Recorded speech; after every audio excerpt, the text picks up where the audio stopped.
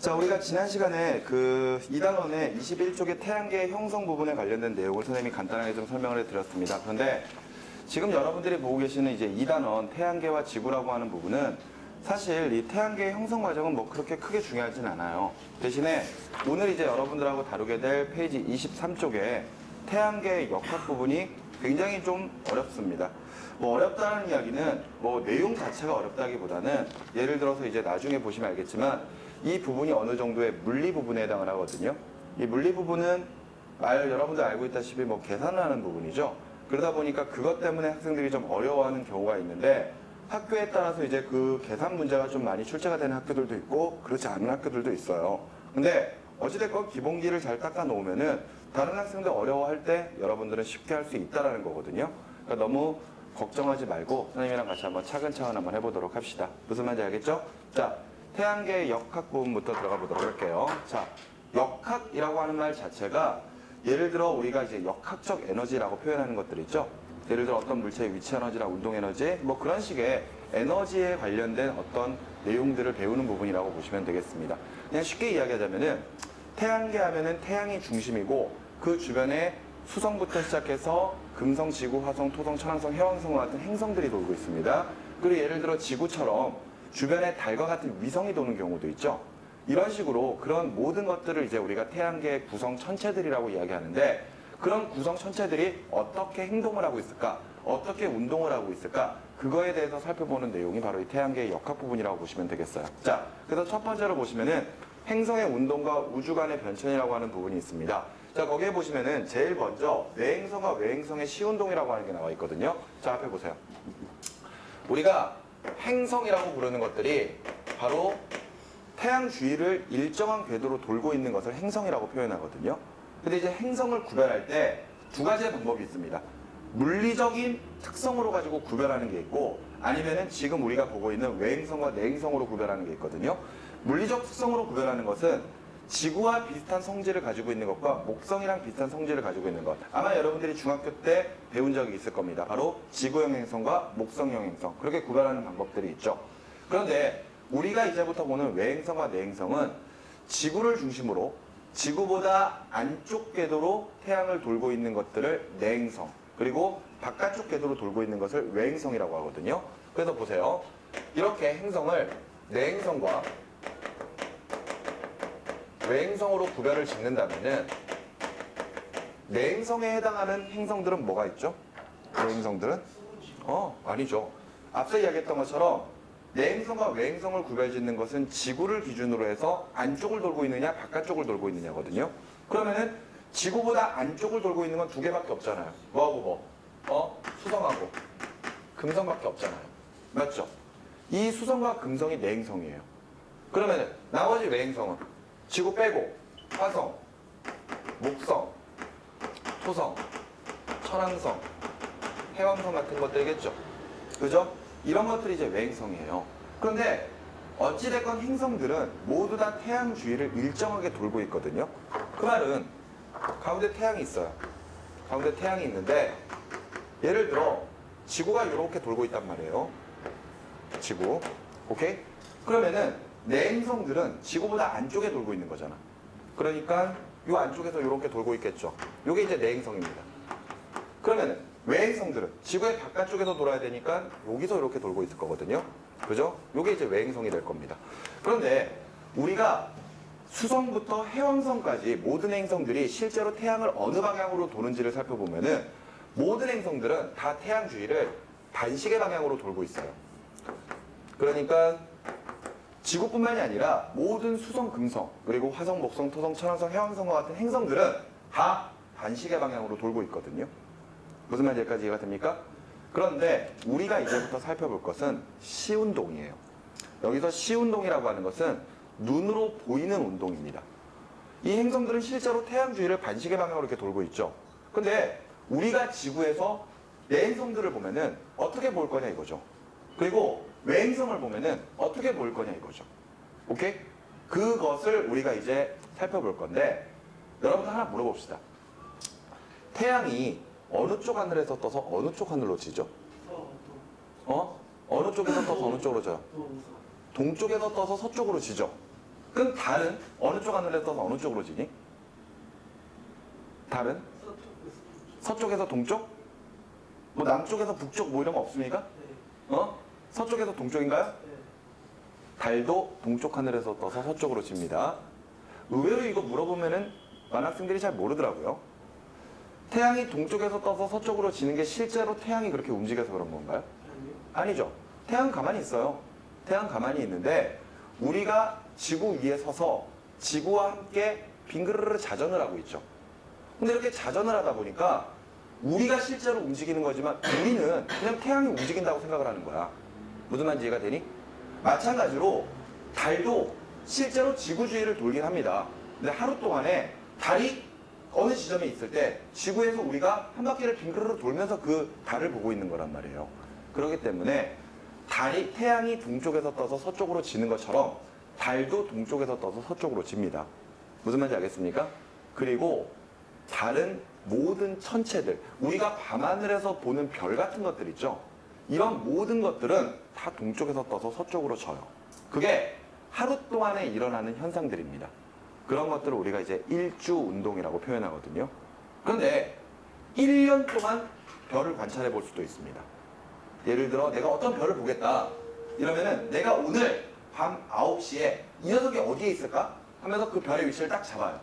그리고 다음날 똑같은 시간에 9시에 그 별이 어디 있지? 하면서 점을 탁 찍어봐요. 이런 식으로 몇 개월 간격으로 1년 정도 이렇게 해서 계속해서 별들이 움직이는 것을 관찰하는 것, 이런 것들은 1년 동안 관찰하는 연주 운동이라고 하거든요. 이때 하루 동안에 보느냐 1년 동안에 보느냐, 그런 일주 운동과 연주 운동이 바로 시 운동이란 말이에요. 그런데 앞서 다시 한번 이야기했던 것처럼 시 운동이라고 하는 것은 그냥 눈으로 보이는 겁니다. 내가 아까 그랬잖아요. 태양이 정말 동쪽에서 떠 서쪽으로 지는 거니? 실제로 움직이는 거야? 아니거든. 태양은 가만히 있어요. 다만 우리가 지구 위에서 자전을 하다 보니까 태양이 동쪽 하늘에서 떠서 서쪽으로 지는 것처럼 보이는 거지. 우리가 눈으로 보이는 운동이 그렇단 말이에요. 그런 것들을 시운동이라고 한다는 겁니다. 여기까지 무슨 말인지 이해가 되시나요? 그런데 이때 지구에서 내행성과 외행성을 관찰할 때도 역시 마찬가지로 실제 운동과는 다르게 눈으로 보이는 운동들이 나타납니다. 가장 대표적인 예로 내행성이 어떻게 보일지를 보여드릴게요. 보면은 태양이 있습니다. 태양이 있어요. 그리고 태양 바깥쪽으로 이제 내행성과 지구가 돌아야 되겠죠. 맞습니까? 그랬을 때 내행성이 이렇게 돌아요. 내행성이 이런 궤도로 돌고 지구가 더 바깥쪽 궤도에서 이렇게 돕니다. 그랬을 때 이게 지금 현재 일직선상이에요. 내행성들이 이 안에서 빙글빙글 돌고 있고 지구가 바깥쪽에서 돌 거예요. 그럼 예를 들어서 자, 지구가 여기에 있다고 생각을 해봅시다. 지구가 여기에 있어요. 그 상태에서 내행성들이 이 안쪽에서 빙글빙글 돌 거 아니야. 근데 물론 지구가 여기에 있는 동안에 내행성이 한 바퀴 빙글을 도는 게 아닙니다. 오케이? 지구가 한 바퀴 도는데 얼마나 시간이 걸리죠? 에이, 지구가 요거 태양 한 바퀴를 도는데 얼마 걸려요? 1년 걸리죠. 365일 걸린단 말이에요. 그것처럼 나머지 행성들도 한 바퀴를 도는 데는 시간이 굉장히 오래 걸립니다. 알겠지? 그런데 우리가 이제부터 살펴볼 것은 지구가 여기에 있을 때 내행성들이 요 궤도 어딘가에 있을 수 있을 거 아니야. 맞지? 그랬을 때 내행성이 여기에 있을 수도 있죠. 맞습니까? 그 다음에 내행성이 여기에 있을 수도 있는 거지.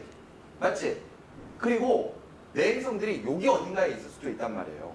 근데 이때 지구와 태양을 잇는 선, 그리고 지구와 내행성이 있는 선의 최대 각도가 나타날 수 있는 지점이 어딘지를 생각해 보면은 내행성이 여기에 있을 때거든요. 오케이? 실제로 여기 지점에 있으면은 그 각도가 좀 더 작습니다. 그러니까 이 각도가 최대로 나타날 수 있는 지점은 내행성이 여기에 있을 때예요. 반대로 여기에 있어도 내행성이 최대의 각도를 나타나겠죠. 됐나요? 대표적으로 이 네 장소만 좀 보도록 합시다. 무슨 말인지 알겠죠? 원래는 실제로 그런 건 아닌데 지구가 이 지점에 있는 동안에 내행성이 이렇게 빙그르르 한 바퀴 돌았다고 가정을 해보자고요. 그러면은 우리가 내행성을 관찰하다 보면은 내행성이 어딘가에서 왔다 갔다 밤하늘에서 왔다 갔다 하고 있을 거 아니에요. 맞죠? 그런데 이때 지구가 이렇게 고정되어 있는 상태에서 내행성들이 이렇게 돌고 있다면은 이때 내행성들은 여러분들이 보는 오른쪽으로는 요 각도 이상으로 바깥쪽으로 나갈 수 있습니까? 없죠. 맞죠? 마찬가지로 반대쪽을 바라봐도 요 각도 이상으로 바깥쪽으로 나갈 수가 있나요? 없거든요. 맞죠? 얘네들이 요 사이에서 이렇게 돌아봤자 어찌됐건 요 각도 내에서만 왔다 갔다 하고 있는 거잖아. 맞지? 이때 여기에서부터 여기까지 이렇게 가는 동안에도 이 각도 안에서 있는 거고 여기에서부터 여기까지 이렇게 돌아가는 동안에도 이 각도 사이에 있는 거잖아요. 그 말은 뭐냐면은 우리가 내행성을 관찰하다 보면은 내행성은 밤하늘에서 일정한 각도 이상으로는 벗어나지 않는다는 겁니다. 그러니까 내행성이 밤하늘에서 왔다 갔다 이러고만 있는 거예요. 오케이? 근데 외행성 같은 경우에는 더 바깥쪽에서 돌죠. 외행성은 더 바깥쪽에서 돌다 보니까 실제로 각도가 요 각도 이상으로 확 벌어지고 반대쪽으로도 보일 수가 있습니다. 무슨 말인지 이해가 되시나요? 그래서 내행성 같은 경우에는 보세요.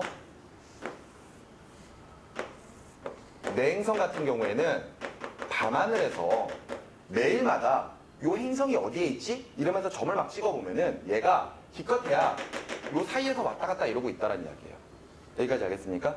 그러니까 어느 일정 각도 이상 벌어지지 않는 겁니다. 근데 외행성 같은 경우에는 이 행성들이 매일마다 같은 시간에 어떻게 움직이지? 이렇게 보다 보면은 막 행성들이 막 이렇게 보여요. 알겠어? 이때 우리가 보는 하늘에서 이쪽을 서쪽 하늘이라고 하고 이쪽을 동쪽 하늘이라고 한다면은 내행성은 그냥 이 서쪽과 동쪽 하늘을 왔다 갔다만 하거든요. 근데 외행성 같은 경우에는 이렇게 가다가 이렇게 빙글 돌아서 이렇게 가는 경우가 생겨버립니다. 알겠습니까? 이게 왜 그런지는 사실 여러분들이 조금 더 내용을 배우다 보면은 그때 이제 알 수가 있는 거고 지금 우리는 너무 깊게 들어가지 않아도 되거든요. 알겠죠? 대신에 요건 하나 알아둬야 됩니다. 실제로 행성들이 이렇게 움직이고 있는 거예요? 아니죠. 그지? 원래 행성들은 그냥 이렇게 움직여. 이렇게 움직이는데 거기에서 지구에서 이제 얘네들을 관찰을 하다 보니까 밤하늘에서 이런 모습으로 보인다는 거죠. 됐습니까? 여기까지 이해가 되셨나요? 그랬을 때 이런 운동들을 무슨 운동이라고 한다? 무슨 운동이라고 한다? 시운동이라고 한다는 겁니다. 알겠습니까? 근데 특히나 요 외행성 보세요. 외행성을 보시면은요. 지금 서쪽에서 동쪽으로 쭉 가다가 요 지점까지 가는 동안에는 계속해서 서쪽에서 동쪽으로 가죠. 맞죠? 요거 여기까지 맞죠? 그랬을 때 밤하늘에서 별들이 서쪽에서 동쪽으로 가고 있는 것을 우리가 순행이라고 표현합니다. 순행. 알았죠? 정상적으로 진행한다는 뜻이에요. 그런데 여기까지 갔어. 여기까지 갔는데 그 다음에는 얘가 빙글 돌아서 반대로 움직이잖아요. 반대로. 동쪽에서 서쪽으로 가죠. 아까 순행과는 반대 방향으로 가죠. 그렇기 때문에 이런 운동을 역행이라고 합니다. 아, 거꾸로 가고 있다 이거야. 그런데 역행이 여기까지 가다가 다시 역행해서 이렇게 가게 되면 다시 뭘 하고 있는 거죠? 순행을 하고 있는 거죠. 이런 식으로 외행성들의 움직임을 관찰하다 보면은 순행이 일어나다가 역행이 일어나는 현상들이 벌어지거든요. 근데 이거는 우리가 눈으로 실제로 관측할 수 있는 현상들이야. 알았니? 그런데 이런 현상들을 예전 과거의 사람들이 어떻게 설명을 하려고 했었을까? 이제 그것을 여러분들이 배우는 겁니다. 무슨 말인지 알겠습니까? 자, 시운동이라고 하는 게 무엇인지 이해되셨나요? 특히나 여러분들이 좀 눈여겨서 보셔야 될 것은 순행하고 역행 이런 현상입니다. 순행과 역행은 분명히 우리가 어떤 천체들을 관찰하다 보면은 나타날 수 있는 현상이라는 거예요. 알겠죠? 이때 순행만 일어나고 역행이 일어나지 않는 것들도 있습니다. 그런데 역행이 순행도 일어나고 역행도 일어나는 녀석들도 있거든요. 그러면은 과거의 고대 사람들은 이것을 어떻게 설명을 하려고 했었을까? 그것을 우리가 이제 우주관이라고 표현을 하거든요. 자, 보세요. 자, 우주관에 대해서 봅니다. 우주관은 일단 크게 두 가지를 볼 겁니다. 두 가지를 볼 건데 우리 교재에 나와 있는 내용 보시면은요. 첫 번째에 나와 있는 게 프톨레마이우스의 천동설이라고 하는 게 있죠. 자, 보세요. 천동설. 누가 주장한 것? 이름 좀 더럽게 길죠? 프톨레마이우스. 자, 프톨레마이오스라고 하는 사람이 주장을 한 내용입니다. 천동설은요, 지구 중심 이론이에요. 지구 중심. 이 말은 뭐냐면은 우주의 중심이 지구라는 겁니다. 그러면서 지구는 움직이지 않고 다른 천체들이 지구 주위를 돌고 있다. 이렇게 설명하는 게 바로 천동설입니다. 오케이? 말 그대로 하늘이 움직인다는 뜻이에요. 그러니까 지구는 가만히 있고 나머지 천체들이 움직이고 있다 이거지. 오케이? 그러면은 얘네들은 어떻게 모형을 따질 수가 있느냐? 자, 우주의 중심은 뭐? 지구예요. 우주 중심에 지구가 있습니다. 그러면은 이 지구를 중심으로 해서 다른 천체들이 빙글빙글 돌고 있는 거예요. 앞서 태양이 있고 나머지 행성들이 빙글빙글 돌고 있는 것처럼 지구가 있어. 그리고 그 주변으로 다른 천체들이 빙글빙글 돌아가기 시작을 하는 겁니다. 무슨 말인지 여기까지 이해가 되시나요? 이때 이 지구 주위를 돌고 있는 것 중에는 당연히 태양도 있고 달도 있고 그리고 나머지 행성들도 이 주위를 돈다는 겁니다. 여기까지 알겠습니까?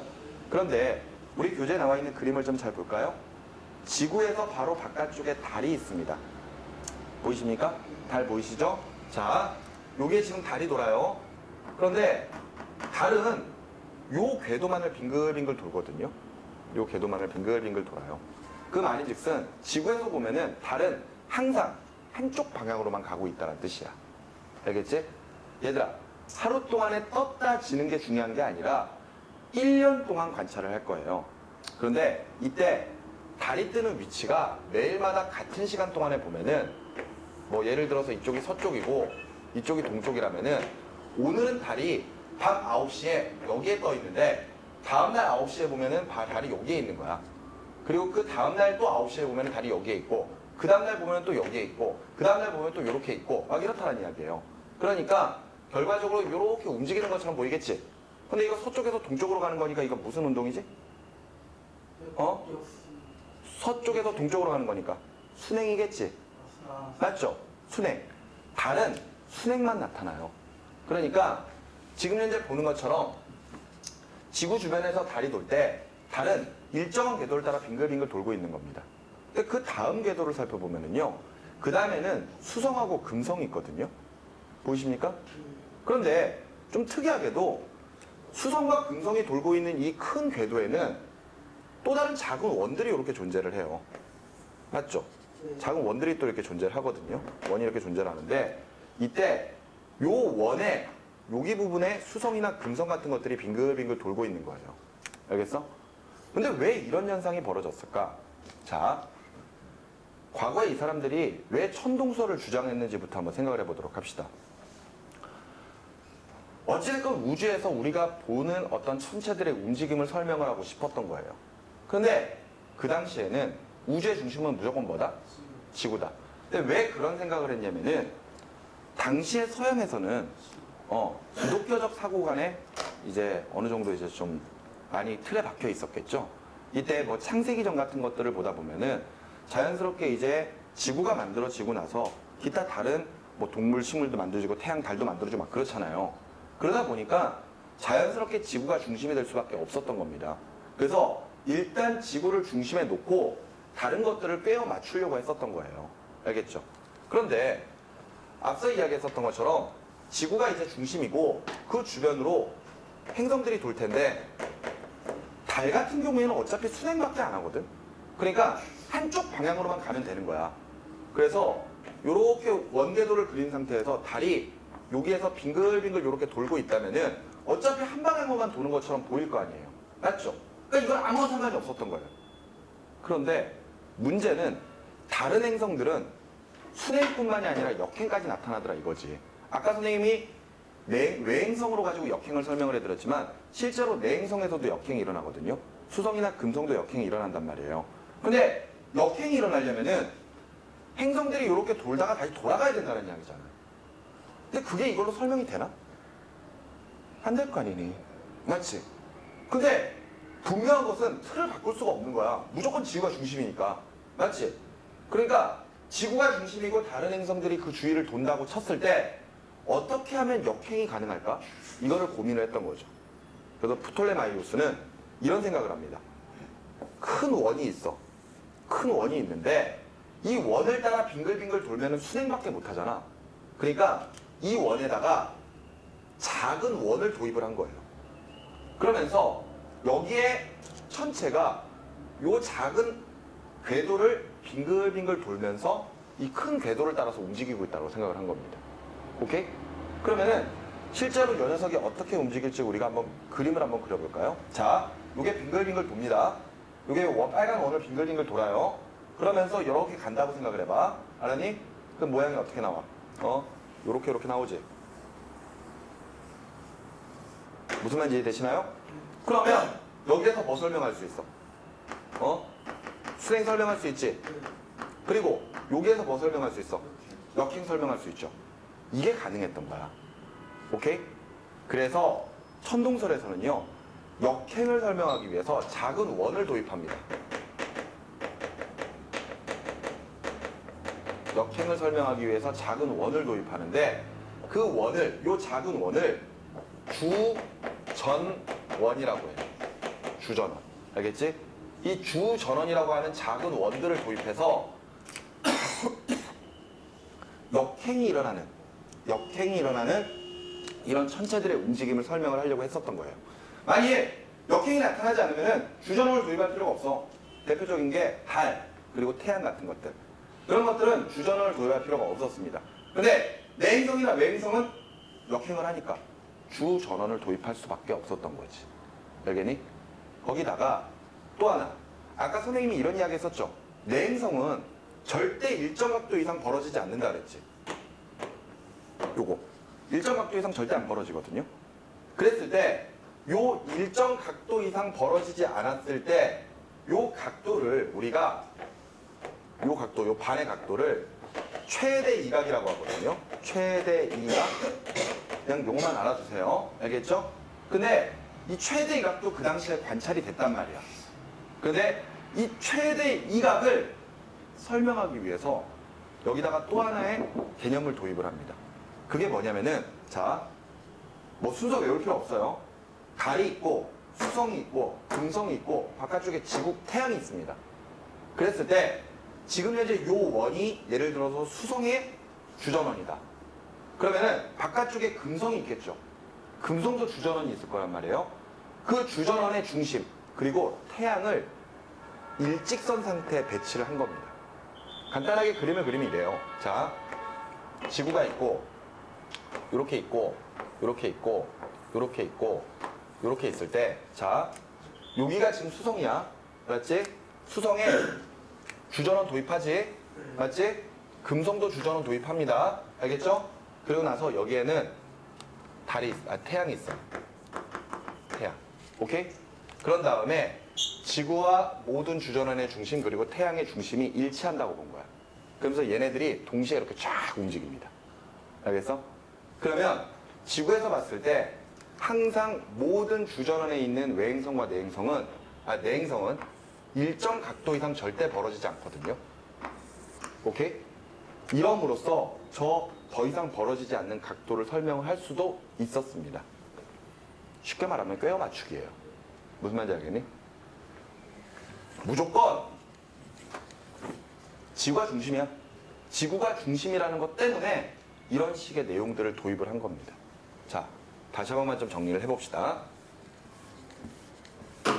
자, 프톨레마이우스는 지구가 중심이라는 천동설을 주장을 합니다.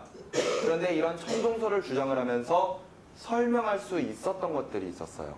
그 설명할 수 있었던 게 무엇이 있었느냐? 앞서 이야기했던 것처럼 역행을 설명할 수 있었었죠.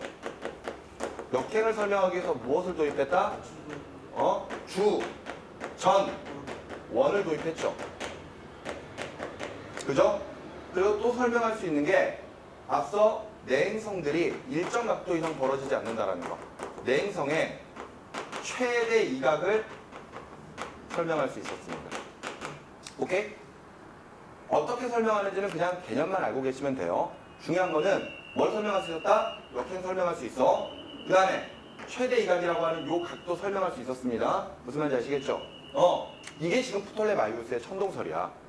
그런데 이 천동설로 도저히 설명이 안 되는 이론들이 있었거든요. 근데 그런 이론들 중에 대표적인 게 연주시차라고 하는 게 있었고요.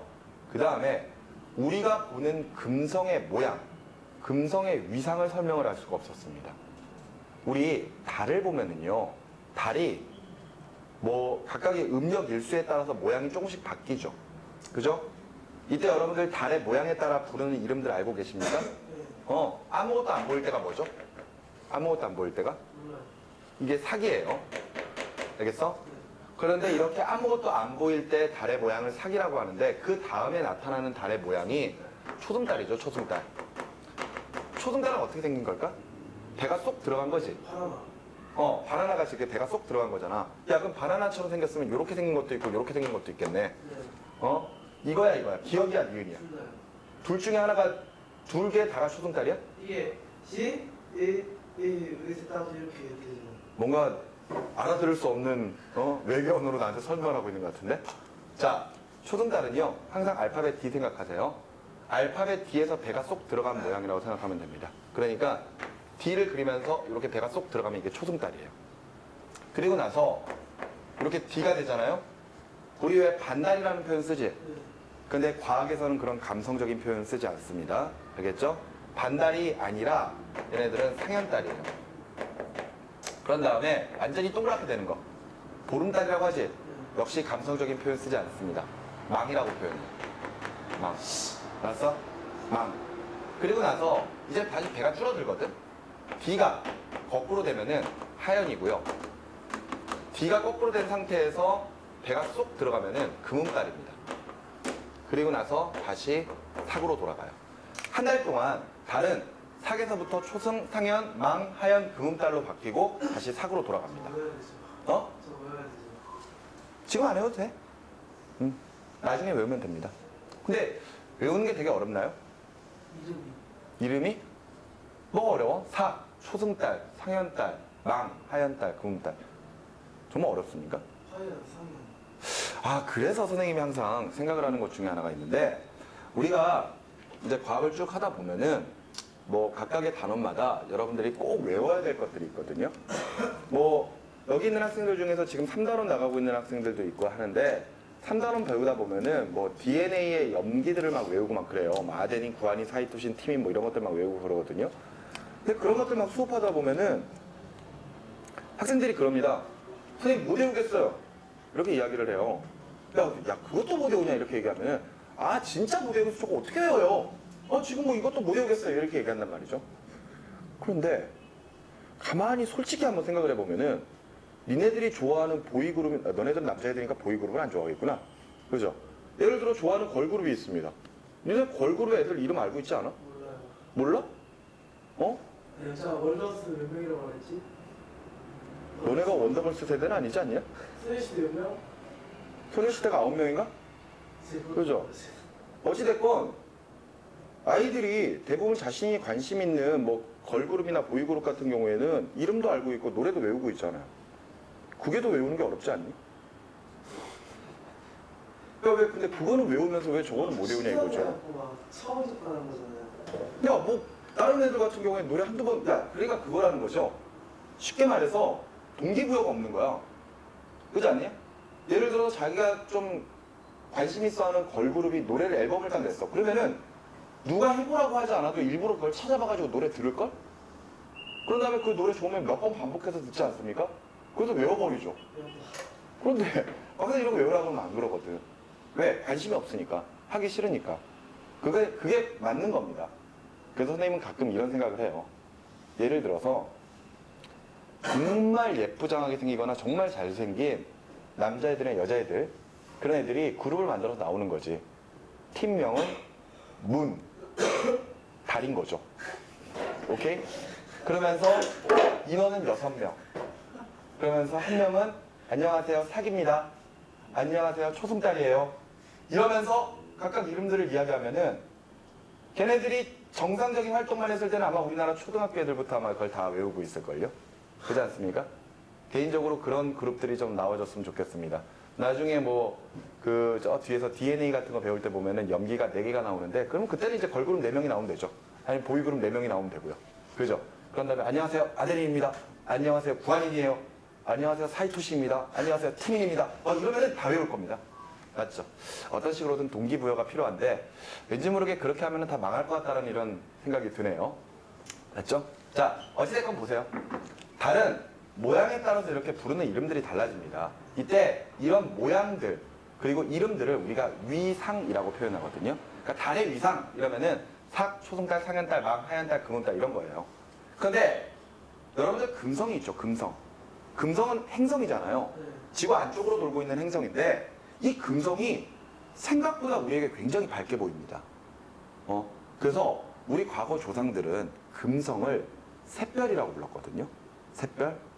실제로 아침에 해가 뜨기 전에 동쪽 하늘을 보면은 굉장히 밝게 빛나는 별이 있어요. 그 별이 바로 우리가 보는 금성, 샛별이란 말이에요. 그런데 사실 우리 달 같은 경우에 이렇게 보고 있으면 모양이 정확하게 보이지. 그런데 사실 금성 같은 경우에도 거리가 그나마 좀 가깝다고 하더라도 우리가 모양이 뚜렷하게 보일 정도는 아니거든요. 그렇기 때문에 그냥 환하게 보일 뿐이지 모양이 자세하게 안 보여. 알았어? 그런데 그 금성도 실제로 자세히 관찰하면은 모양이 있다라는 거야. 우리 눈에 보이는 모양이 있다라는 거예요. 그런 것들을 금성의 위상이라고 하거든. 알겠어?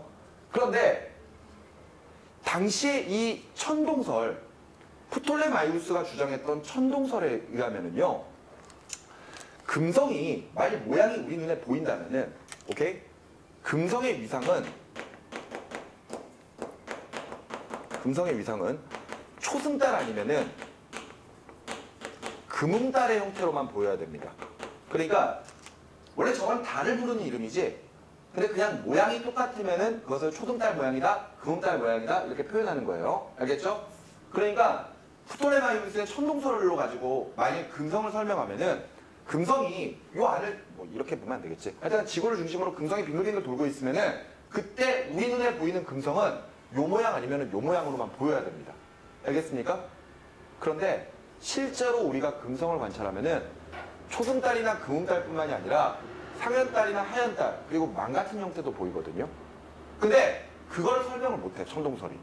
알았니? 이게 천동설이 앞서 이야기했던 것처럼 역행도 설명하고 최대 이각도 설명을 할 수는 있는데 요거 금성의 위상 변화를 설명을 못합니다.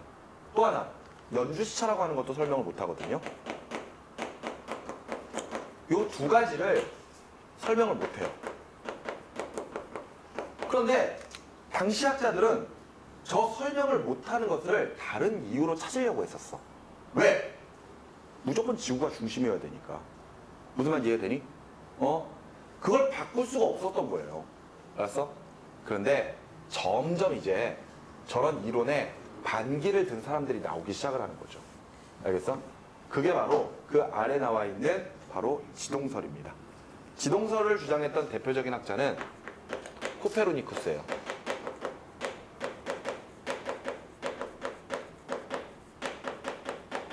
자, 코페르니쿠스가 주장했던 지동설은 무엇이냐? 요거는 태양 중심이론입니다. 말 그대로 우주의 중심은 태양이다 이거죠. 오케이? 그런데 이 코페르니쿠스가 주장을 했었던 이 지동설이라고 하는 것은 지금의 우리가 보고 있는 우주론과는 달라요. 왜 다르냐면은 우리도 지금 현재 태양이 중심에 있고 지구가 이렇게 빙글빙글 돌고 있잖아. 똑같이 설명했거든요. 이 코페르니쿠스도. 다만 이 코페르니쿠스가 주장했던 지동설은 우주의 중심에 태양이 있다고 생각을 했습니다. 그런데 사실 여러분들 1단원 배우다 보면은요. 우주의 중심이 있다 없다?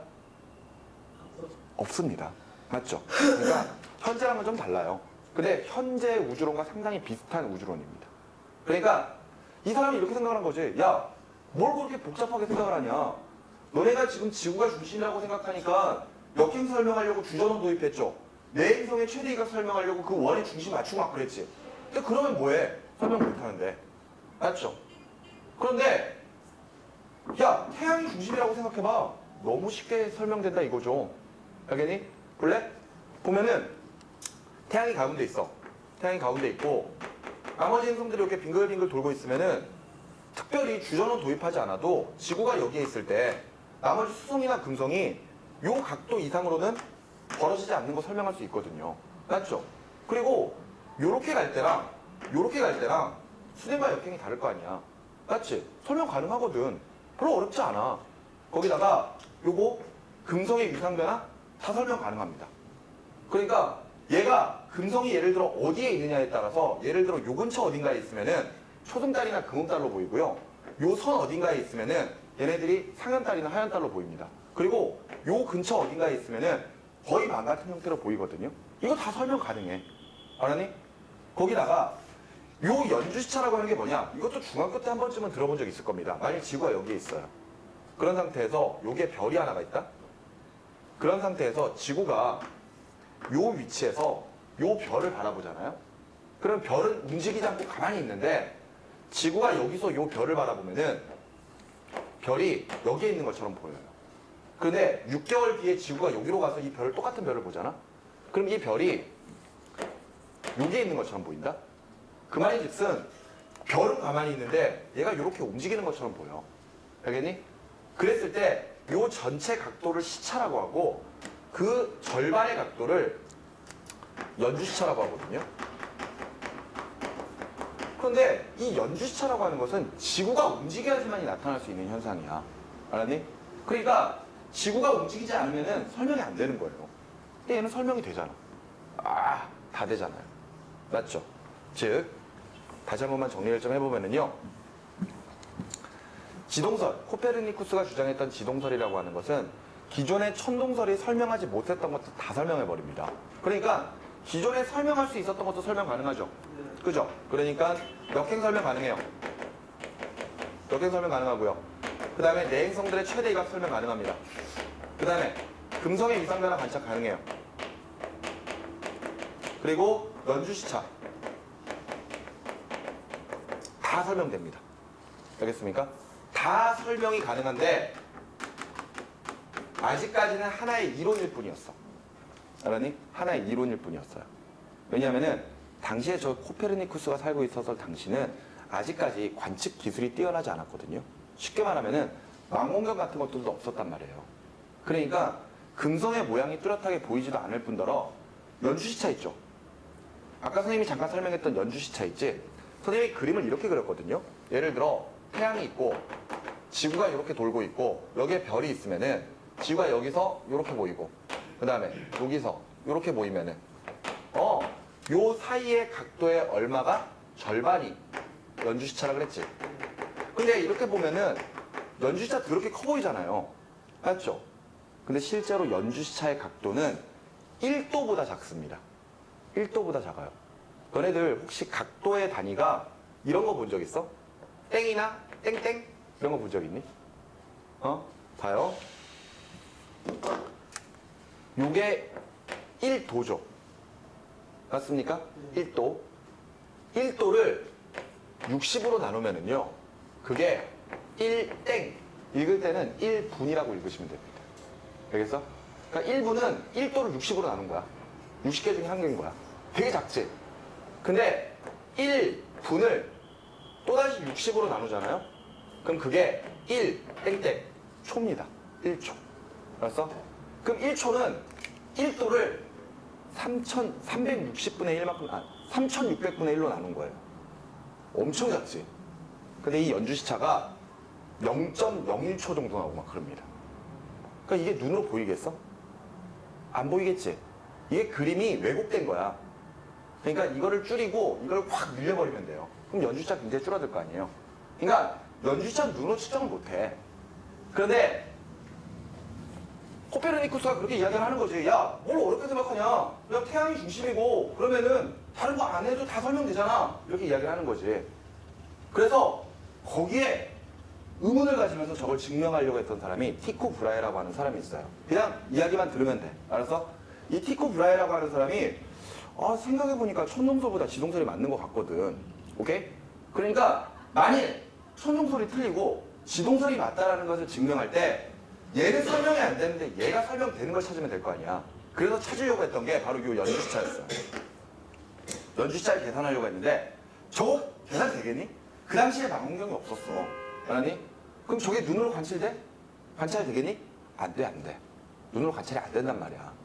그래서 티코 브라헤는 저 연주시차 관찰에 실패합니다. 그래서 티코 브라헤는 저 지동설이 맞는 것 같은데 라고 생각하다가 못 찾았으니까 증거를. 그래서 요거 두 개를 섞어가지고 또 다른 이론을 만들기도 해요. 근데 뭐 중요한 건 아니야. 중요한 거는 일단 천동설이 있고 지동설이 있는 거지. 그런데 지동설에 힘을 실어준 사람이 있습니다. 그게 바로 그 유명한 갈릴레이. 왜 플레이 갈릴레오 그거였죠? 그지? 갈릴레이. 갈릴레이 하면 떠오르는 표현 하나 있지 않습니까? 이 사람이 했던 되게 유명한 말이 있는데, 그래도 지구는 돈다라고 했던 말 들어본 적 있나요? 그죠? 그거 갈릴레이가 했단 말이야. 자, 갈릴레이는 당시에 굉장히 많은 그런 연구 업적을 세운 학자였거든요. 근데 이 갈릴레이가 여기에 대해서 의문점을 가집니다. 그래서 지동설이 맞을 것 같은데 라고 하면서 이 갈릴레이가 망원경을 만들어요. 자기가 망원경을 만들어서 금성을 관찰합니다. 알았니? 망원경을 통해서 금성을 관찰을 하는데 금성을 계속해서 관찰하다 보니까 모양이 초승달이나 금음달만 나오는 게 아니라 상현달, 하현달 그리고 왕과 같은 형태가 나타나는 거지. 그 말은 뭐야? 이거 안 된다는 거지. 이해가 되니? 안 돼. 안 되는 거야. 그러면서 다른 행성들을 관찰해요. 그러다 보니까 우연히 목성을 관찰하게 되는데 그 목성을 봤더니 목성 주변으로 달과 같은 위성이 빙글빙글 도는 걸 관찰하게 됩니다. 그래서 갈릴레이가 달의 위성 4개를 찾아내요. 이오, 유로파, 가니메데, 칼리스토 뭐 이런 위성들을 찾아내거든요. 그러면서 야, 가만히 보니까 꼭 지구가 중심이 아니어도 다른 행성이 중심이 될 수도 있다. 이걸 알게 된 거지. 자, 갈릴레이는요, 자신이 개발한 망원경으로 금성을 관찰을 했고 그 금성의 관찰을 통해서 천동설에서는 도저히 설명할 수 없는 금성의 위상을 발견하게 됩니다. 그래서 지동설에 힘을 실어줘요. 알겠니? 그런데 이걸 갈릴레이가 막 떠벌리고 다니다 보니까 문제가 생기는 거지. 왜? 지구가 태양 주위를 돈다 이러면은 창세기전을 부정해버리는 게 돼버린다니, 성경을. 그래서 종교 재판에 회부가 된다고요, 이 사람이. 왜 너네 알잖아. 왜? 성경에 위배되는 말을 하면은 당시에 예전 과거 중세시대에 이렇게 잡혀가가지고 선고받고 이렇게 화형당하고 막 그랬던 거 있잖아. 단두대에 목 띡 잘리고. 그런 시대였단 말이에요. 갈릴레이가 살고 있던 시대가. 그러니까 다른 학자들도 그런 말을 못하고 있었던 거지. 근데 갈릴레이는 자기가 관찰한 게 그러니까 야, 지동설이 맞다 이렇게 주장을 했겠죠. 그래서 종교재판에 회부가 됩니다. 그래서 종교재판에 회부가 된 상태에서 이제 재판관들이 이 사람이 뭐 별 볼일 없으면 그냥 죽여버렸겠지. 야, 가서 그냥 부살라버려 이래버렸겠지. 근데 갈릴레이가 워낙 영향력이 큰 사람이잖아요. 그러니까 이 사람에게 물어본 거야. 야, 너가 이제부터 지구가 돈다 그러면 죽일 거고 아니라 그러면은 살려줄게. 어떻게 생각해? 이렇게 얘기했더니 갈릴레이가 지구가 중심이죠. 이렇게 이야기를 한 겁니다. 지구가 중심이에요. 태양이 돌죠. 봐. 그 말 그대로 가서 사람들한테 전해. 이렇게 하고 얘를 살려줍니다. 그러니까 갈릴레이가 네! 이러면서 나가면서 그래도 지구는 돈다. 이러면서 중얼중얼 하고 나갔던 거예요. 알겠어? 그 이야기가 있는 거지. 근데 어찌됐건 갈릴레이를 통해서 지동설이 힘을 받게 되고 그 힘을 받은 지동설이 결과적으로 지금 현재 우주론으로 발전을 해 나온 겁니다. 알겠습니까? 여기서 이제 중요한 거는 천동설과 지동설 각각 누가 주장했는지. 천동설은 지구가 중심이라는 것과 함께 설명할 수 있는 게 뭐가 있죠? 역행 설명할 수 있죠. 뭐 때문에? 주전원 때문에. 최대 이걸 설명할 수 있죠. 맞습니까? 근데 설명 못하는 거는 금성의 위상 변화. 또 연주시차. 이거 설명 못합니다. 됐습니까? 하지만 태양 중심이라는 코페르니쿠스의 지동설은 다 설명 가능하죠. 그죠? 그러면서 이 지동설에 힘 실어준 사람이 누구? 갈릴레이. 됐습니까? 이렇게 정리를 해두시면 되겠습니다. 이 내용이 페이지 23쪽에 나와 있는 내용들이에요. 되셨나요? 자, 그러면 뒤로 넘어가셔서 페이지 24쪽으로 가도록 하겠습니다.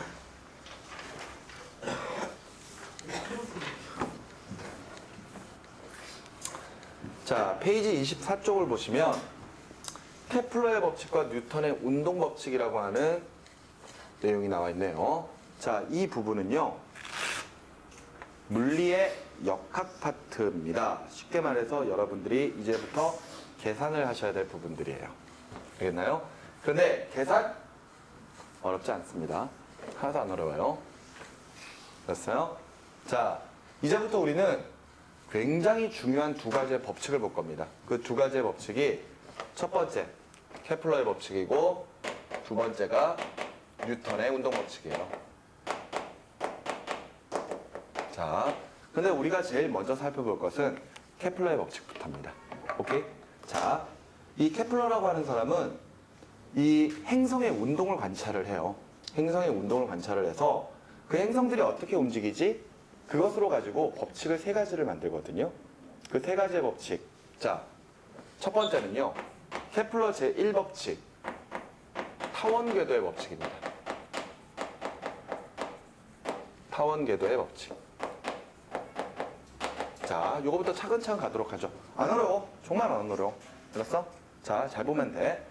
우리 기존에도 그랬고 중학교 때도 그랬고 선생님이 좀 전까지 설명을 할 때 태양 주변으로 행성이 돈다 그랬습니다. 맞습니까? 그래서 선생님이 태양 주변으로 행성이 돌 때 그림을 이렇게 그렸었죠.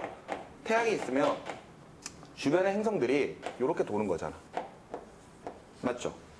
이러면서 뭐 행성들은 다 반시계 방향으로 돈다 그러지 않았었습니까? 그죠? 이렇게 이제 빙글빙글 돌 거거든요. 빙글빙글 돌 거거든. 야, 그런데 이때 우리는 항상 행성들이 원궤도를 그리면서 돌고 있다고 보고 있습니다. 그림을 이렇게 그리잖아요. 맞죠? 그런데 케플러가 달의 모양을, 달의 크기를 관찰하기 시작을 했던 거예요. 이 사람이 달이 매일마다 어느 정도의 크기로 보이지? 이러면서 막 계속 관찰을 하거든. 근데 그걸 왜 관찰을 하냐면은 만일 지구가 태양 주변으로 원궤도를 그리면서 돌고 있으면은 어디에서나 태양과 지구까지의 거리가 항상 어때야 되죠? 같아야 되죠. 그러면은 지구에서 태양을 이렇게 보고 있으면은 태양 크기가 항상 일정하게 보여야 될 거 아니야. 맞지? 그런데 이걸 계속해서 관찰해 봤더니 태양 크기가 일정하게 줄었다가 일정하게 늘었다가 이런 현상들이 벌어지는 겁니다. 어라? 왜 태양 크기가 커졌다 작아졌다 하지? 실제로 뭐 태양이 커졌다 작아졌다 그러는 건 아닐 거 아니에요. 맞죠? 그래서 이 사람은 이런 생각을 합니다. 태양이 작게 보인다는 것은 그만큼 태양과 지구 사이의 거리가 멀어진 거고, 반대로 태양의 크기가 커 보인다는 이야기는 태양과 지구 사이의 거리가 어떻다? 가까워졌다.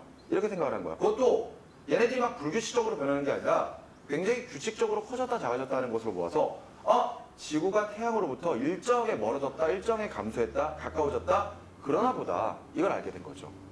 그래서 바로 이 사람이 처음으로 주장했던 게 바로 타원궤도의 법칙이에요.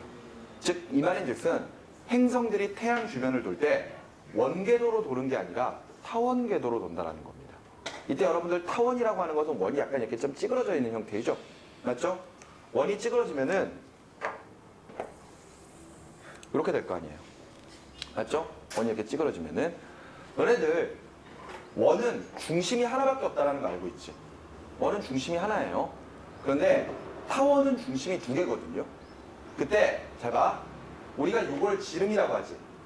타원도 마찬가지야. 타원도 지름이 있거든.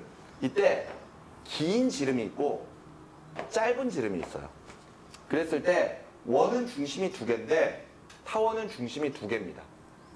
이렇게 중심이 두 개예요. 오케이? 나중에 수학 시간에 배우게 될 겁니다. 어찌됐건 이렇게 중심이 두 개인데 케플러는 이런 생각을 합니다. 태양을 행성들이 돌 때는 태양이 하나의 중심, 이걸 다른 말로 초점이라고 하기도 하거든요. 태양이 하나의 중심, 초점에 있고 행성들은 요 주변의 이 궤도를 따라 빙글빙글 돌 것이다. 이렇게 생각을 합니다. 됐습니까? 간단한 개념이에요. 자, 이렇게 행성들이 빙글빙글 돌 거야. 빙글빙글, 뭐 이렇게 빙글빙글 돌겠죠. 그러면은 요 근처는 굉장히 태양이랑 가깝지. 맞지? 반대로 이쪽은 굉장히 멀죠. 이런 식으로 태양과 지구 사이의 거리가 이렇게 변할 수가 있다는 겁니다. 이걸 설명하기 위해서 만드는 게 뭐? 타원궤도의 법칙. 됐습니까? 이랬을 때 여기 보세요. 어느 지점에서나 봤을 때 태양으로부터 거리가 가장 가까운 지점은 여기에 있을 때죠. 맞습니까? 여기에 있을 때를 우리가 근일점에 있다라고 표현합니다. 근일점. 근자가 가까울 근자예요. 일자는 당연히 해 일자일 거고요. 해로부터 가장 가까이에 있는 지점이다. 근일점. 요 지점이 가장 먼 지점이죠. 가장 먼 지점 원일점이라고 이야기합니다. 됐나요? 그러면서 이렇게 빙글빙글 돌고 있는 거지. 첫 번째 타원궤도의 법칙이었습니다. 자, 그러면은 두 번째로 가볼까요? 두 번째는 뭐냐?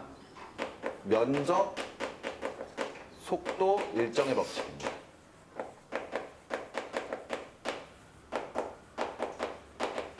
자, 앞서 이야기했던 것처럼 자, 여기 그대로 보시면 돼요. 여기 그대로 보시면 되거든요. 행성들이 이렇게 빙글빙글 돌 거야. 야, 이게 지구라고 치자. 한 바퀴 도는데 얼마 걸리겠니? 한 바퀴 도는데 얼마 걸려요? 1년 걸리겠죠? 12달이 걸릴 거 아니에요. 맞지 않습니까? 그럼 예를 들어서 봐봐. 자, 여기에서 지구가 출발합니다. 지구가 여기서 이렇게 출발을 하는데 한 달 동안 지구가 움직일 거야. 그러니 한 달 동안 이 궤도를 따라서 삥 움직일 겁니다. 그래서 지구가 여기까지 갔다고 치자고요. 됐나요? 한 달 동안. 그랬을 때 지구가 여기서부터 이렇게 가는 동안에 태양과 지구가 있는 선이 쓸고 이렇게 지나간 면적이 있죠. 요 면적만큼일 거 아니야. 맞습니까? 네. 자, 지금 지구가 여기에서부터 여기까지 가는데 한 달의 시간이 걸렸거든. 오케이? 한 달 동안 이동을 한 거예요. 그러면서 여기에 이제 면적이 나타났어. 요 면적. 요 면적. 요 면적을 S라고 해볼까요? S? 아니? 면적이 S만큼 나타났다? 그런데 얘가 한 바퀴를 빙그르르 돌아서 완전히 원래 지점으로 되돌아오면 1년이 걸리는 거지. 1년 동안 지구가 요 쓸고 지나간 요 전체 면적을 계산했더니 그 면적이 12S가 나오는 거예요. 12S.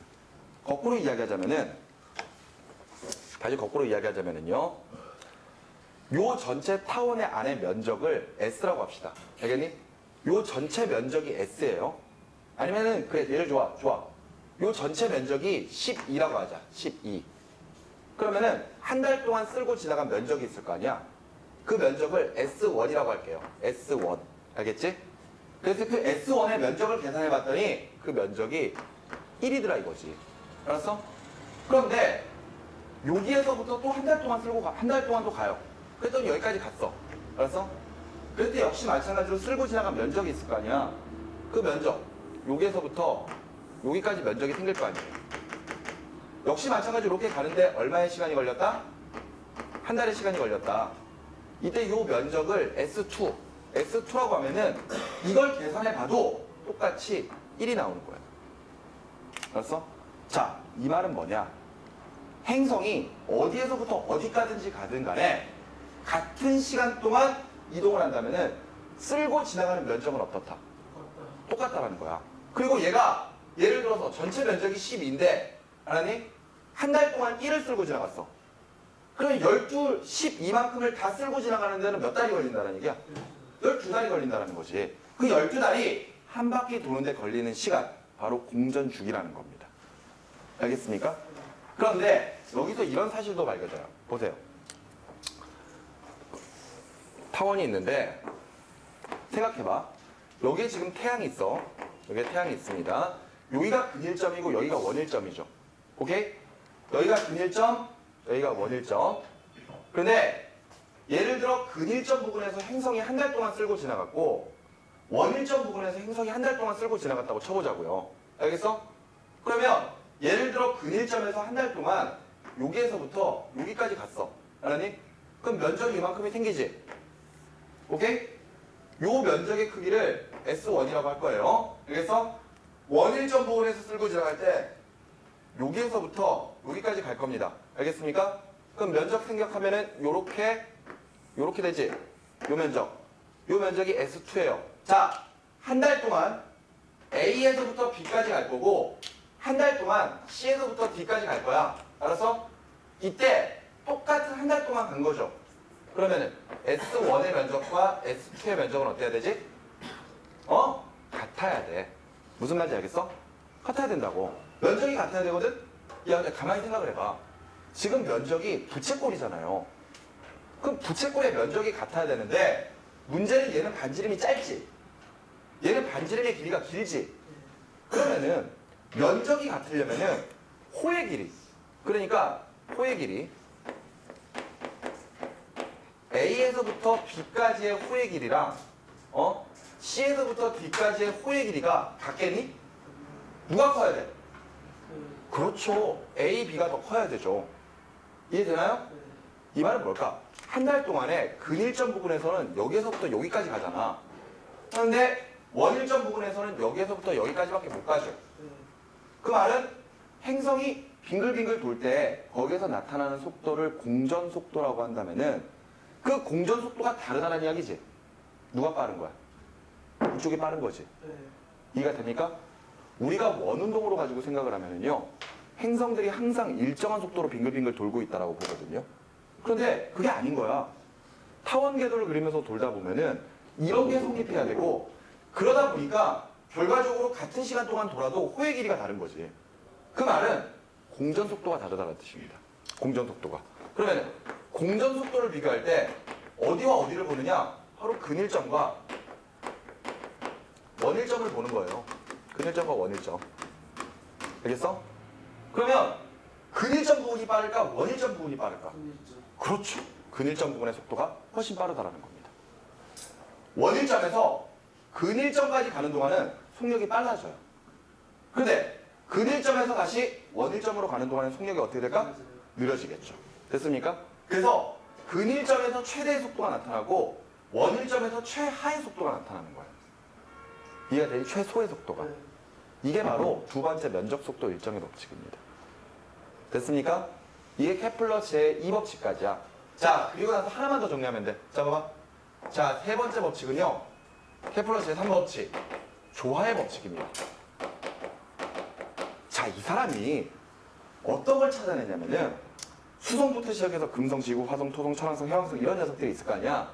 이런 녀석들이 태양으로부터 거리가 얼마만큼 떨어져 있지? 그거랑 얘네들이 한 바퀴 도는데 시간이 얼마만큼 걸리지? 그걸 찾기 시작을 했던 거예요. 그런데 야, 우리 봐라. 지금 아까 우리 첫 번째가 타원궤도의 법칙이었지? 맞지? 근데 이 타원궤도의 법칙은 행성들이 타원을 그리면서 돈다라는 거잖아. 그런데 실제로 이렇게 찌그러져 있지 않습니다. 실제로 수성부터 해가지고 해왕성까지는 타원이 맞기는 맞는데 거의 원에 가까운 타원이에요. 알았어? 원에 가까운 타원. 약간 찌그러져 있는 거야. 그러니까 우리가 눈으로 봐서는 확인이 불가능해요. 눈으로 봐서는 확인이 불가능하고 약간 아주 찌그러져 있는 형태거든. 그래서 거의 그냥 원처럼 생각을 해버립니다. 자, 왜 그런 이야기를 하고 있냐면요. 선생님이 아까 타원도 지름이 있다 그랬지? 맞지? 타원이 이렇게 있으면은 긴 지름이 있고 짧은 지름이 있잖아요. 그리고 원래 중심이 이렇게 두 개가 있으면은 요게 지금 태양이 있는 거지. 근데 잘 봐. 긴 지름의 절반만큼을 우리가 A라고 적은 다음에 읽을 때는 장반경이라고 읽어요. 그리고 짧은 지름의 절반만큼을 B라고 한 다음에 이것을 단반경이라고 하거든. 그런데 원래대로라면은 태양이 여기에 있는 거잖아, 여기에. 그럼 근일점에서는 장반경보다 짧게 있는 거고 원일점 부분에는 장반경보다 멀리에 있는 거지. 이해가 되니? 네. 아, 근데 그냥 원이라고 생각을 할 거야. 그래서 그냥 태양까지의 거리를 요거 장반경으로 봅니다. 알겠어? 그러니까 그냥 원처럼 생각을 하는 거예요. 요 원의 요 길이가 그냥 장반경 A라고 생각을 한 겁니다, 이 사람이. 지름은 2A. 어? 지름은 2A. 뭐 그렇게 보는 거죠. 그러니까 장반경을 A라고 표현하고 있는 거니까. 그래서 이 사람이 뭘 생각을 했냐면은 이게 한 바퀴 빙글빙글 돌 때 걸리는 시간이 있을 거 아니야. 지구는 몇 년? 1년. 1년이죠. 그죠? 그러니까 그거 한 바퀴 돌 때 그 공전 주기를 T라고 적었어요. T. 알았어? 그런 다음에 태양으로부터 떨어진 거리, 그것을 장반경이라고 봤거든요. 장반경 A. 그러면서 이걸 표로 딱 정리를 해가지고 이렇게 봤던 거지. 이렇게 보고 있으니까 태양으로부터 멀리 떨어질수록 공전 주기가 길어지는구나. 한 바퀴 돌 때마다 돌 때 시간이 오래 걸리는구나. 이걸 찾아냈어요, 이 사람이. 그런데 우리 같은 사람들은 그냥 그런가 보다 하고 끝냈을 거 아니야. 근데 이 사람은 거기서 끝낸 게 아니라 분명히 무언가 규칙성이 있을 텐데. 그러면서 규칙성을 찾기 시작을 했던 겁니다. 그랬더니 이런 규칙성을 찾아냈어요. 봐요. 행성들이 한 바퀴 빙글 돌 때 공전 주기의 제곱과 태양으로부터 떨어진 거리 A의 세제곱이 비례한다는 걸 찾아낸 거예요. 이 사람 진짜 대단하지 않냐? A 세제곱은 자. 똑같은 거예요? 어? A 그 장방경의 세제곱은 동물주기식으로 똑같다는 거예요? 이제부터 설명을 해드릴게요. 자, 보세요. 자, 이렇게 태양이 있으면 태양으로부터 이렇게 쭉 일직선상에 뭐 여러 가지 행성들이 놓을 수가 있잖니. 예를 들어 여기에 지구가 있다고 쳐봐. 지구가. 근데 지구에서 태양까지의 거리가 뭐 킬로미터로 따지면 되게 크죠. 근데 우리가 우주에서는 그런 킬로미터 단위를 쓸 수가 없으니까 여러 가지 또 천문학 단위 같은 걸 쓰거든. 그때 그 우리가 태양과 지구 사이의 거리를 표현할 때 자주 쓰는 천문학 단위가 AU라고 하는 단위가 있어요. AU. 그래서 지구에서부터 태양까지를 무조건 1AU라고 보거든. 알았어? 1AU. 그런데 자, 봐봐. 지구의 장반경, 그러니까 거리잖아, 거리. 그게 얼마야?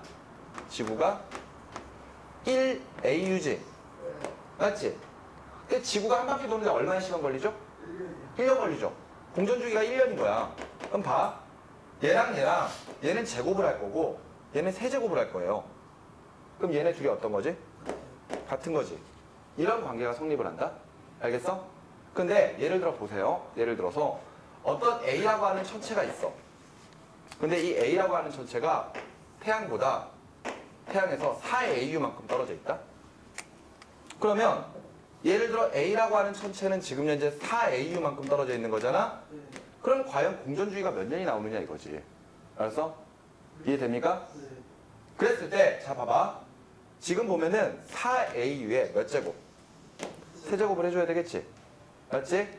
그러면 지금 기준은 지구예요, 지구. 지구를 기준으로 볼 거야. 그러니까 쉽게 말해서 지구가 지금 거리가 1AU만큼 떨어져 있었지. 네. 1AU만큼 떨어져 있는 상태에서 1년의 공전주기를 가지는 거예요. 그랬을 때, 자, A라고 하는 행성은 몇 배 멀어졌지? 네. 4배 멀어졌지. 그러면 4배에 세제곱을 해주면 됩니다. 그러면은 지구에서는 거기에 늘어나는 개수 t의 제곱만큼을 곱해주면 되는 거예요. 알았어? t의 제곱. 봐봐. 지구의 1년의 공전주기보다 t의 제곱만큼을 곱한 것만큼 더 오랫동안 돈다고요. 공전주기가 1년이잖아요. 그러니까 지구의 공전주기가 1년이잖아. 네. A라고 하는 녀석이 돌 때 몇 년이 걸리느냐 이거잖아요. 네. 그걸 계산하겠다 이거야. 그럼 봐봐. 4를 3번 곱하면 되지. 네. 그러면 4 곱하기 4 곱하기 4니까 같은 숫자 2번 곱했을 때 똑같은 값 나오려면 얼마를 곱하면 되겠니? 어? 어떻게 하면 돼? 8 곱하기 8이겠지. 네. 이해됩니까? 네. 이거 계산하면 64 나오잖아요. 그러니까 똑같은 수 2번 곱해가지고 64가 나오려면 8을 곱해야 될 거 아니야? 네. 그 말은 뭐야? 1년에다가 8의 제곱을 곱한 거다 보니까 요거 8배가 된다는 얘기예요. 그래서 A라고 하는 천체는 공전주기가 몇 년? 8년이라는 거지. 다시 정리해볼까? 8의 제곱과 4의 세제곱 똑같은 거지. 네. 맞지? 네. 이해가 돼? 네. 그러면 좀 더 가볼까? 자, B라고 하는 천체가 있어요. B라고 하는 천체가 여기 어딘가에 있는데 B까지의 거리가 16AU야. 맞어? 자, 그럼 생각해봐. 얘가 16AU다. 오케이? 그럼 얘 몇 년 걸리느냐 이거죠. 계산을 할게요. 요거 세제곱, 요거의 제곱이랑 같아야 될 거 아니야. 근데 선생님이 지금 이거 계산하면 시간 되게 오래 걸리지 않습니까? 네. 16 곱하기 16 곱하기 16 한 다음에 16이에요. 그걸 또 루트 씌워야 되는 거죠, 쉽게 얘기하면은. 근데 이거 계산하기 쉬운 건 뭐냐면은요. 16, 16, 16 곱하는데 요 중간에 있는 16이 이렇게 하면 안 되겠구나. 루트 16이 나오니까 안 되겠구나. 딱 떨어지기 쉬운 걸로 해줄게요. 되지. 참. 되는구나. 자, 16이야. 그럼 세제곱이면은 16 곱하기 16 곱하기 16이죠. 네. 그럼 가운데 있는 16이 몇 곱하기 몇으로 만들 수 있어? 그래, 4 곱하기 4로 만들 수 있잖아. 그럼 요렇게 묶어주고 요렇게 묶어주면 똑같은 숫자 2번 곱하는 거잖아요. 맞죠? 그지? 그럼 4, 6에 24에 4, 4니까 몇 년? 64의 제곱이 똑같은 거잖아. 그럼 B는 공전주기가 64년이라는 뜻입니다. 됐습니까? 네. 여기까지가 케플러의 법칙이에요. 어렵나요? 자, 우리가 지금 현재 역학 부분에서 제일 먼저 다루게 되는 게 케플러의 법칙이거든요. 케플러의 법칙은 세 가지가 있습니다. 제일 먼저 타원궤도의 법칙. 타원궤도의 법칙은 간단해요. 행성이 태양을 돌 때 타원궤도를 그리면서 돈다 이거지. 됐지? 두 번째, 면적 속도 일정의 법칙. 없어졌다. 면적 속도 일정의 법칙은 같은 시간 동안 쓸고 지나간 면적의 행성 어떻다? 같다. 그래서 근일점 부분과 원일점 부분에서의 뭐가 달라? 공전 속도가 다른 거야. 공전 속도 누가 빠르다? 근일점 부분이 빠르다. 이 이야기를 하는 거지. 마지막 세 번째가 뭐죠? 조화의 법칙. 조화의 법칙은 행성의 공전주기의 제곱과 장반경의 세제곱이 무조건 같아야 된다는 겁니다. 다시 정리해 볼까요? 이거는 지구가 됐든 A가 됐든 B가 됐든 다 똑같아야 돼. 그러면 이걸 나중에 여러분들이 계산할 때 어찌됐건 어떤 기준이 있을 거거든요. 기준이. 여기서는 지금 지구가 기준인 거잖아. 그럼 자 봐봐. T의 제곱이 A의 세제곱에 비례한다. 사실 이게 T의 제곱이 A의 세제곱에 비례한다는 것은 요거 이렇게 넘겨주잖아요. 그러면은 A의 세제곱분의 T의 제곱이 항상 일정하다는 뜻이에요. 됐나요? 네. 그럼 봐. 기준이 누구야? 지구지. 네. 지구. 그러면 지구가 거리가 1AU만큼 떨어져 있죠. 세제곱. 주기가 1년의 제곱인 거잖아. 이거 계산하면 얼마 나와? 네. 1 나오지. 그러면은 A든 B든 다 저렇게 계산하면 얼마가 나와야 된다는 얘기예요? 1이 나오면 된다는 겁니다. 그러니까 A가 아까 4AU만큼 떨어져 있어. 4AU의 세제곱에 공전주기 몰라. T의 제곱이 얼마 나오면 돼? 1 나오면 돼. B는 16AU만큼 떨어져 있어요.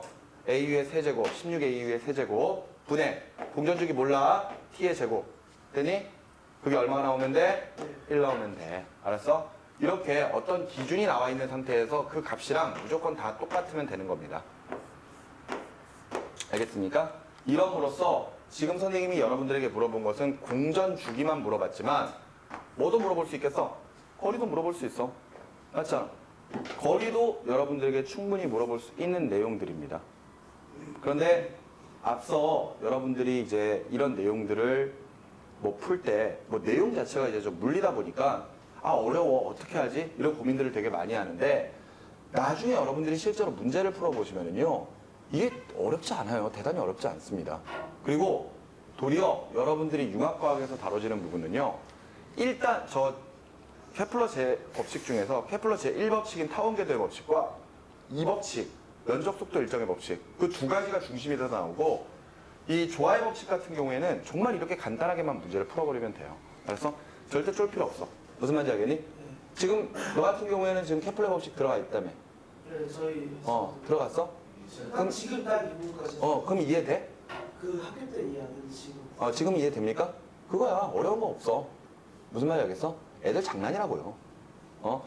말을 어렵게 하면 어렵겠지만 간단하게 하면 되게 쉽습니다. 생각보다. 오케이? 이렇게 해서 케플러의 제3법칙까지 여러분들이 정리를 해두시면 돼요. 그러면서 이 케플러의 법칙이 왜 중요하냐면은 나중에 여러분들이 이과를 지망을 해서 2학년에 올라가면은 이제 물리 1, 화학 1 뭐 이딴 걸 배울 거 아니에요? 그랬을 때 이제 물리 1에서 이 뉴턴의 만유인력 법칙이라고 하는 게 나오거든요. 야, 너네 만유인력 하면은 뭐가 생각나니? 중력. 뉴턴이 중력, 그 만유인력을 어떻게 찾아냈다고 이야기하죠? 사과가 떨어지는 모습을 보고, 우와! 지구가 사과를 잡아당기는구나! 이걸 알았다며? 순 다 개뻥이에요. 알겠습니까? 동심 파괴. 그래서, 저렇게 뉴턴이라고 하는 사람도 그렇게 뭐 대단하지도 않은 저런 현상을 보고도 엄청난 걸 찾아냈으니까 우리 어린이들도 주변 사물에 많은 관심들을 기울이면서 거기서 놀라운 발견을 합시다 뭐 이런 거잖아. 아니에요. 그 뉴턴이 만유인력의 법칙을 찾아낸 것은 케플러의 법칙으로 통해서 찾아냈습니다. 동심 파괴라고. 케플러의 법칙 중에 제3법칙 조화의 법칙 있죠. 이 조화의 법칙의 공식 있지. 이 공식을 바꿔서 변형을 시켜가지고 뉴턴의 만유인력 법칙인 F는 G R의 제곱분의 라지 M, 스몰 m이라고 하는 공식을 만들어냅니다. 알겠어? 근데 저런 거를 꼬맹이 아이들한테 이야기를 하면은 그 아이들이 보는 위인전이 무슨 물리 서적이 되겠죠? 그죠? 그러면서 물리는 못할 과목이구나. 나는 과학의 발견 같은 거 하지 말아야지. 이런 생각을 할 테니까 그런 이야기를 안 하는 거죠. 됐어? 자, 그래서 케플러의 법칙이 중요한 겁니다. 그래서 이거는 나중에 이제 2학년쯤 되면은 그때 유도하는 과정을 배우게 되고요. 지금은 그냥 케플러의 법칙 3가지. 저게 무슨 뜻인지만 잘 아시면 돼요. 무슨 말인지 알겠습니까? 네. 또 다른 특별한 질문 같은 거 있으신가요? 없습니까? 좋습니다. 자, 오늘은 케플러의 법칙까지만 하고요. 다음 시간에 뉴턴의 운동 법칙부터 시작하겠습니다. 수고하셨어요.